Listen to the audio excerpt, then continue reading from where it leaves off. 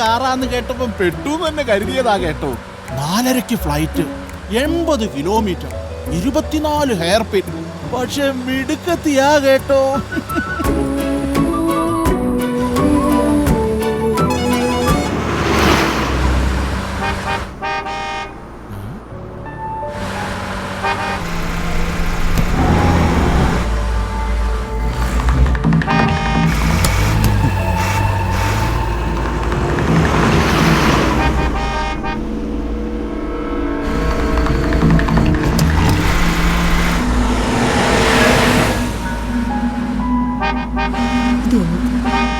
ഏതവനാണ് ഇത്ര തിരക്ക്?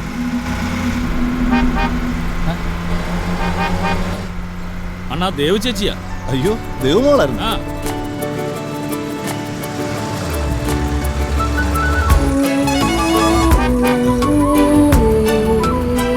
ഇവിടുത്തെ ആൺ ഡ്രൈവർമാർക്കെല്ലാം വലിയ സ്നേഹമല്ലയോ? ആ, പെണ്ണായതുകൊണ്ടല്ല, പെങ്ങളായി കാണുന്നോണ്ട്.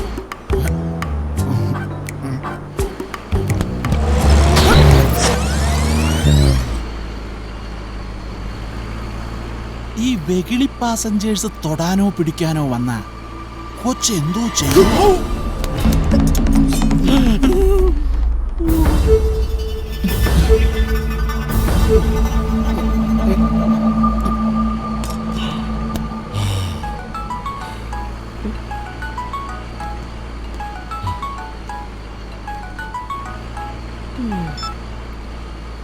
മരുന്ന് കഴിഞ്ഞു അല്ലേ? വീട്ടിൽ നിന്ന് ഇറങ്ങുമ്പോ ഒന്നും പറയില്ലല്ലോ. ജോലിക്കിടയിലാണ് ലിസ്റ്റ്. ഓ ശരി ശരി. ഇപ്പൊ ഏത് മരുന്നാ തീർന്നേ? ഞാൻ വിളിക്കാം.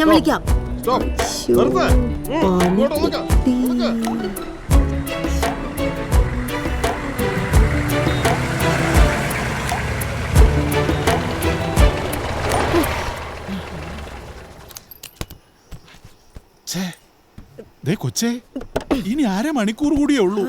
ഒന്നും മിണ്ടായിരി വല്യപ്പാ. വല്യപ്പാന്നോ?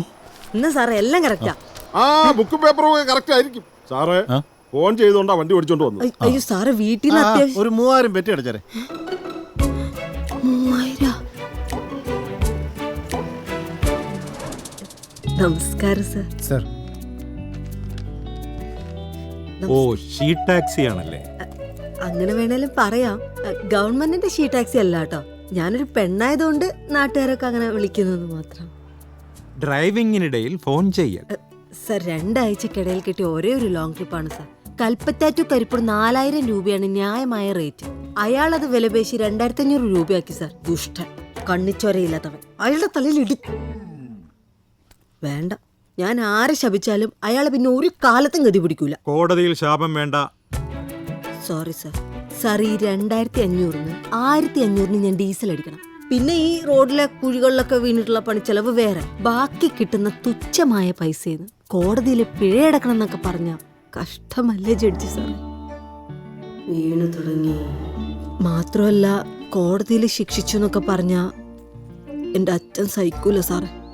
അച്ഛൻ എന്ത് ചെയ്യുന്നു? ഇതിന്റെ മോളിലോ? അയ്യോ, അച്ഛൻ മരിച്ചു പോയി സാറേ. ഓ, അച്ഛൻ ഓടിച്ചിരുന്ന കാറാ അത്. അതിനൊരു വലിയ പ്രത്യേകതയുണ്ട് സാറേ. അതെന്താ, കൊമ്പുണ്ടോ? കൊമ്പല്ല സാറേ, പക്ഷെ ഒരു നെറ്റിപ്പട്ടുണ്ട്. കൈക്കൂലി എടുക്കുവാണോ?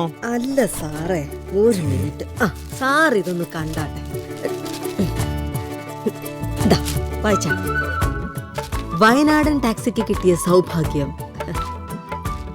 ഇത് മുൻ ഇന്ത്യൻ പ്രസിഡന്റ്. ഇത് എന്റെ അച്ഛൻ. അന്ന് ഇന്ത്യൻ പ്രസിഡന്റ് കേരള സന്ദർശനത്തിന് വന്നപ്പോ അച്ഛന്റെ വണ്ടിയിലാ യാത്ര ചെയ്തേ. അന്നത് വലിയ വാർത്തയായിരുന്നു. യെസ്, അത് ഞാൻ കേട്ടിട്ടുണ്ട്. പിന്നെ ഞാൻ ഡ്രൈവർ ആയപ്പോഴും അത് വലിയ വാർത്തയായി. അത് ഞാൻ കേട്ടിട്ടില്ല. കേട്ടിട്ടില്ല? കേട്ടിട്ടില്ല. കേൾപ്പിക്കാം, അല്ല കാണിക്കാം. പത്രത്തിലൊക്കെ വന്നിട്ടുണ്ട്. അന്ന് എല്ലാ പത്രത്തിലും വന്നിട്ടുണ്ട്. ഇതിലുണ്ട്. വളയം പിടിക്കുന്ന വളയിട്ട കൈകൾ. ചിരിച്ചോണ്ട് നിൽക്കുന്നത് ഞാനാ. കൊള്ളാല്ലേ? സാർ, ചാനലിൽ വന്ന പ്രോഗ്രാമിന്റെ CD കാറിലുണ്ട്. എടുത്തിട്ട് വരട്ടെ സാർ? വേണ്ട. സാർ, എന്റെ അച്ഛനെ പോലെ ഒരു അച്ഛനാണ് സാറിനുള്ളത് എന്നിരിക്കട്ടെ. എന്റെ സ്ഥാനത്ത് സാറിന്റെ അച്ഛൻ പെട്ടെന്ന് മരിച്ചുപോയി. എന്റെ അച്ഛൻ മരിച്ചിട്ടൊന്നുമില്ല. അയ്യോ, അങ്ങനെ വിചാരിച്ചാ മതി സാറേ. സാറിന് ജീവിക്കാൻ വേറെ വഴിയില്ലാണ്ട് അച്ഛന്റെ ജോലി ഏറ്റെടുത്ത് നടത്തേണ്ടി വരുന്നു. സാർ ഇങ്ങനെ ടാക്സി ഓടിച്ചു വരുന്നു, സാറിന്റെ വീട്ടിൽ നിന്ന് വൃദ്ധയായ മുത്തശ്ശി സാറിനെ ഫോൺ ചെയ്യുന്നു മരുന്ന് വാങ്ങാൻ. സാർ ഫോൺ എടുക്കില്ല സാറേ? എടുക്കും. അതല്ലേ ഞാനും ചെയ്തുള്ളൂ.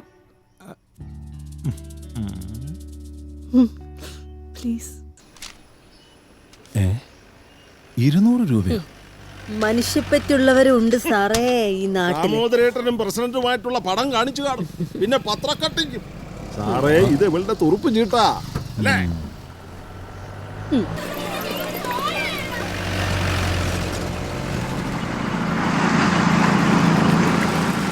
ദേവമോളെ, ആ പപ്പേട്ട പുതിയ കോളെന്തെങ്കിലും ഉണ്ടോ? വെഞ്ചാപ്പൂരിക്ക് ഓട്ടം വന്നിട്ടുണ്ട്. 3 ലേഡീസാ, ഒരാഴ്ചത്തെ ട്രിപ്പാ. പറ്റൂ? പറ്റുമോന്നോ? ആരാ പാർട്ടീസ്? ഊട്ടിയിൽ ഏതോ കോളേജിൽ നിന്ന് ഡോക്യുമെന്റ് എടുക്കാമെന്ന പിള്ളേരാ. നാളെ രാവിലെ 9 മണിക്ക് ബെഞ്ചാപ്പൂരിക്ക് പോകണം, ലാമ കോളനിയിൽ. ഓക്കെ? പപ്പേട്ടൻ എനിക്ക് ഗുണം വരുന്നതേ ചെയ്യുള്ളൂ എന്നറിയാം. എന്നാലും കാശിന്റെ കാര്യത്തിൽ എങ്ങനെയാ? നീറ്റ് സെറ്റപ്പ് ആണല്ലോ അല്ലേ? ആ പിന്നെ നല്ല കാശുകാരാ. ഒരാൾ MBAയുടെ അനന്തരവളാ. റിസോർട്ട് ഞങ്ങളോട് ഒന്നിനും ബാർഗൈൻ ചെയ്തിട്ടില്ലെന്നേ. ആണോ? ഈശ്വരാ, എന്നോട് ബാർഗൈൻ ചെയ്യല്ലേ. 100 കൂട്ടം ആവശ്യങ്ങളുള്ളതാ. അപ്പൊ കൃത്യം 9 മണിക്ക് റിസോർട്ടിന്റെ നടയില് ദേവ് റെഡി.